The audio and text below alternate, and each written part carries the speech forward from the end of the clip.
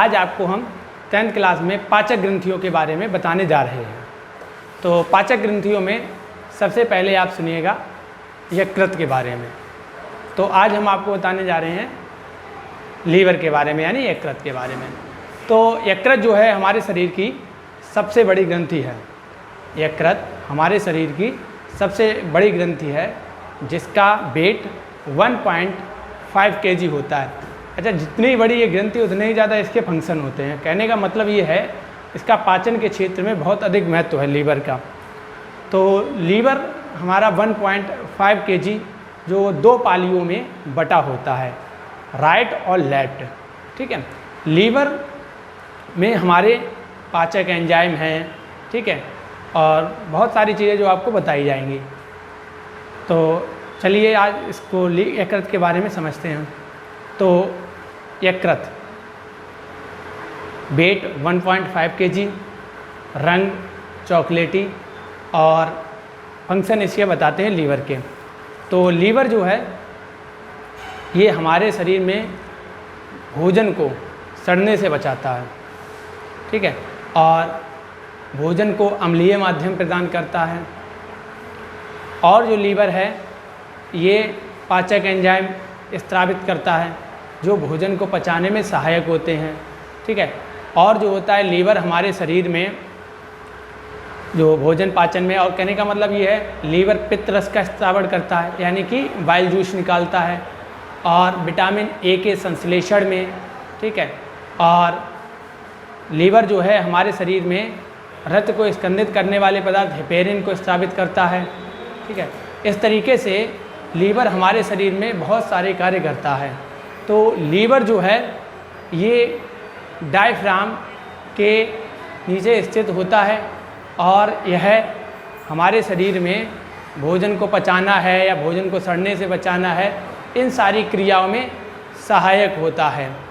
तो लीवर जो होता है ये एक तो क्या है, विटामिन ए के संश्लेषण में है।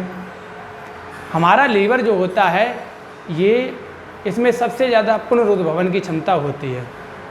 लीवर में सबसे ज़्यादा पुनरुद्भवन की क्षमता होती है। पुनरुद्भवन से मतलब ये है कि अगर किसी भी प्रकार की इंजरी, कहने का तात्पर्य यह है किसी भी प्रकार की अगर चोट या किसी भी प्रकार की लीवर में अगर समस्या आती है तो इसमें सबसे जल्दी रिकवर करने की क्षमता होती है।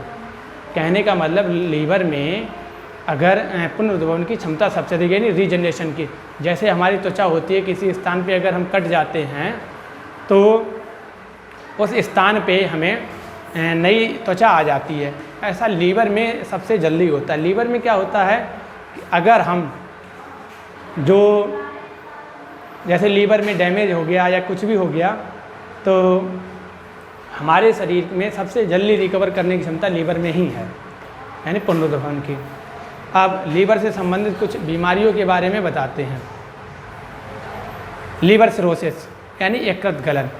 यदि हम अधिक अल्कोहल का प्रयोग करते हैं तो लीवर सिरोसिस नामक बीमारी होती है, यानी कि यकृत गलन। ज़्यादा अगर अल्कोहल यानी कि शराब ज़्यादा मात्रा में पीते हैं तो हमारे शरीर में यकृत गलन यानी यकृत जो है गलने लगता है।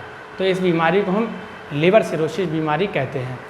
और इसके अतिरिक्त जॉन्डिस, ये भी लीवर से संबंधित रोग है, यानी पीलिया। पीलिया में क्या होता है, अगर हम दूषित भोजन है या दूषित जल है अगर, तो इसको अगर हम करते हैं तो लीवर में जॉन्डिस, मतलब लीवर में जो है समस्या उत्पन्न हो जाती है, जिसे जॉन्डिस यानी पीलिया रोग कहते हैं। इसमें क्या होता है, हमारे शरीर में जो लाल रुधिर कणिकाएँ हैं उनकी संख्या कम होने लगती है, और बाइल है जो उसकी संख्या, यानी बाइल की संख्या यानी बिलोरुबिन जो पीली कणिकाएँ होती हैं उनकी संख्या बढ़ने लगती है, जिससे हमारे शरीर में पीलापन बढ़ने लगता है। इसे ही हम जो है पीलिया रोग कहते हैं। आगे आपको बताते हैं अग्नाशय के बारे में। अग्नाशय एक मिश्रित ग्रंथि है। अच्छा, पहले ग्रंथियों को समझे। ग्रंथियाँ कितने प्रकार की होती हैं? हमारे शरीर में 3 प्रकार की ग्रंथियाँ होती हैं, अंतःस्रावी, बाह्यस्रावी और मिश्रित। हमारे शरीर में 3 प्रकार की ग्रंथियाँ हैं।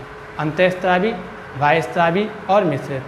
अंतःस्रावी ग्रंथियाँ वे ग्रंथियाँ होती हैं जो हार्मोन निकालती हैं, जैसे पीयूष ग्रंथि है, थायराइड है, ठीक है, और क्या कहते थाइमस ग्लैंड है। तो ये सारी जो हैं अंतःस्रावी।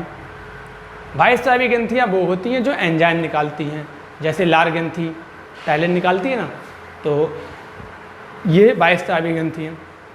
मिश्रित ग्रंथि वो होती है जो हार्मोन और एंजाइम दोनों निकाले, उसे हम मिश्रित ग्रंथि कहते हैं। तो अग्नाशय एक मिश्रित ग्रंथि है जो हार्मोन और एंजाइम दोनों रिलीज करती है। तो इसके हमने बताया, इसके अंतःस्रावी भाग से जो है इंसुलिन और ग्लूकेगान नामक हार्मोन निकलता है, ठीक है। इसके अंतःस्रावी भाग से ग्लूकेगान हार्मोन निकलता है। तो ग्लूकेगान और इंसुलिन ये दो हार्मोन, बाकी इसमें लैंगरहैंस की दीपिकाएँ पाई जाती हैं, जिनको अल्फा, बीटा, डेल्टा और PP, alpha, beta, delta, PP, ये 4 प्रकार की कोशिकाएं होती हैं जो लैंगरहैंस की दीपिकाओं में पाई जाती हैं, ठीक है। लैंगरहैंस की दीपिकाएं बोली जाती हैं, जिनमें ये 4 प्रकार की कोशिकाएं। बुक्स में सिर्फ 2 दिए हैं, अल्फा और बीटा। अल्फा से निकलने वाला एंजाइम होता है ग्लूकेगान और बीटा से इंसुलिन। तो अग्नाशय के बारे में बताते हैं, और इससे एंजाइम निकलते हैं ट्रिप्सिन, काइमोट्रिप्सिन, लाइपेज और एमाइलेज।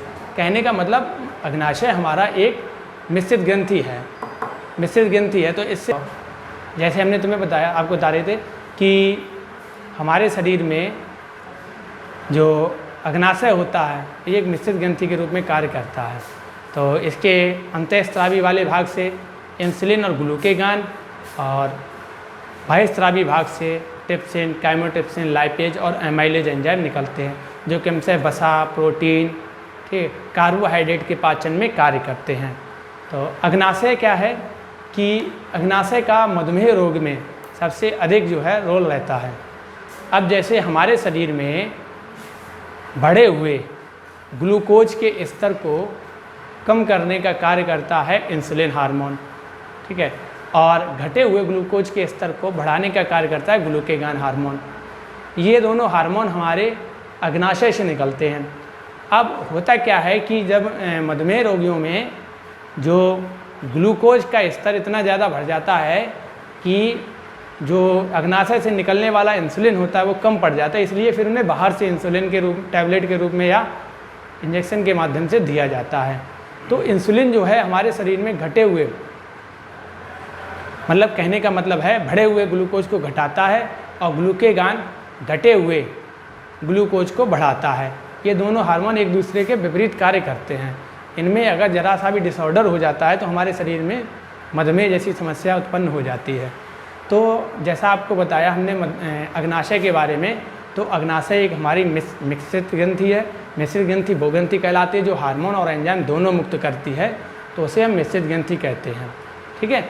और इसका हमने आपको बताया था कि यह बाह्यस्रावी भाग से इसके एंजाइम्स काइमोट्रिप्सिन, ट्रिप्सिन, लाइपेज और एमाइलेज, और अंतःस्रावी वाले भाग से इसके इंसुलिन और ग्लूकेगान हार्मोन निकलते हैं, ठीक है। अग्नाशय लीफ के आकार की यानी पत्ती नुमा संरचना है, ठीक है, जो हमारी यकृत के पास में लगा रहता है।